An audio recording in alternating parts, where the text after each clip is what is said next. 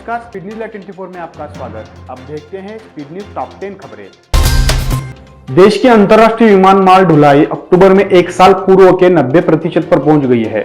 नगर विमानन मंत्री हरदीप सिंह पुरी ने ट्वीट किया, 25 मई से हमारे आकाश और हवाई अड्डों ने 1.81 करोड़ से अधिक घरेलू यात्रियों को हवाई यात्रा की सुविधा उपलब्ध कराई है। केंद्र सरकार अगले साल के गोल्ड हॉलमार्किंग पीएम पूरे देश में लागू करने जा रही है। इसी साल जनवरी में सरकार ने फैसला हॉलमार्किंग अनिवार्य करने का फैसला लिया था। अब 1 जून 2021 से पूरे देश में हॉलमार्किंग स्कीम लागू हो जाएगी।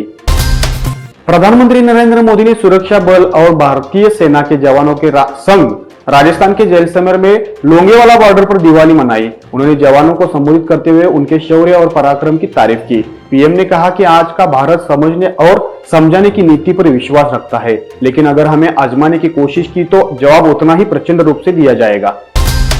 अब खबर है बिहार से। महबूब आलम के बिहार कटिहार जिले के रहने वाले हैं। महबूब आलम बलरामपुर सीटों से चौथी बार विधायक चुने गए हैं। खास बात यह है कि महबूब आलम ने इस बार के बिहार विधानसभा चुनाव में सबसे ज्यादा मतों के अंतर से चुनाव जीता है, लेकिन 4 बार विधायक चुनने के बाद भी उनके पास आज तक कोई पक्का मकान तक नहीं हो सका। वे आज भी कहीं जाने के लिए पैदल ही चलते हैं।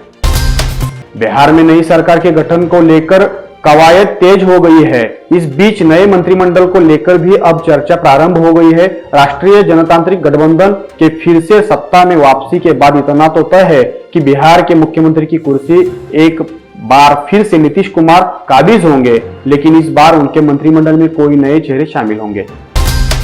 अमेरिका ने आखिरकार 22 साल बाद केन्या और तंजानिया में अमेरिका दूतावासों पर हुए हमलों का बदला लेते हुए आतंकवादी संगठन अल-कायदा के कुख्यात आतंकी को मार गिराया है। अमेरिका की ओर से इजराइल की खुफिया एजेंसी मोसाद के जवानों ने ईरान की राजधानी तेहरान में घुसकर अल-कायदा के आतंकी अबू मोहम्मद अल मिस्री को मार गिराया है।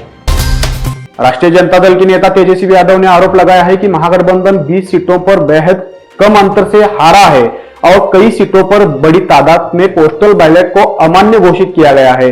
तेजस्वी ने पोस्टल बैलेट को दोबारा गिने जाने की मांग की है।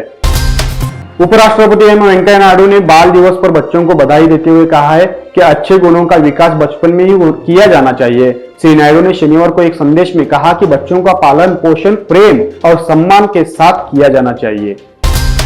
देश भर में आज दिवाली का त्योहार पूरे उत्साह के साथ मनाया जा रहा है। यदि दिल्ली की बात करें तो दिल्ली में आज दीपावली पर सभी मेट्रो लाइन टर्मिनल स्टेशनों से रात सिर्फ 10 बजे तक अंतिम मेट्रो सेवा उपलब्ध होगी।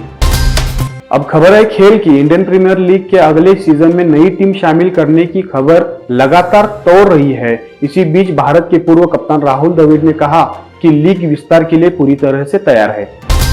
इसी के साथ आज की हिंदी टॉप 10 खबरें यहीं खत्म हुई। कल फिर मिलेंगे नई टॉप 10 खबरों के साथ। देखते रहिए speed news live 24। Stay live, stay update. धन्यवाद।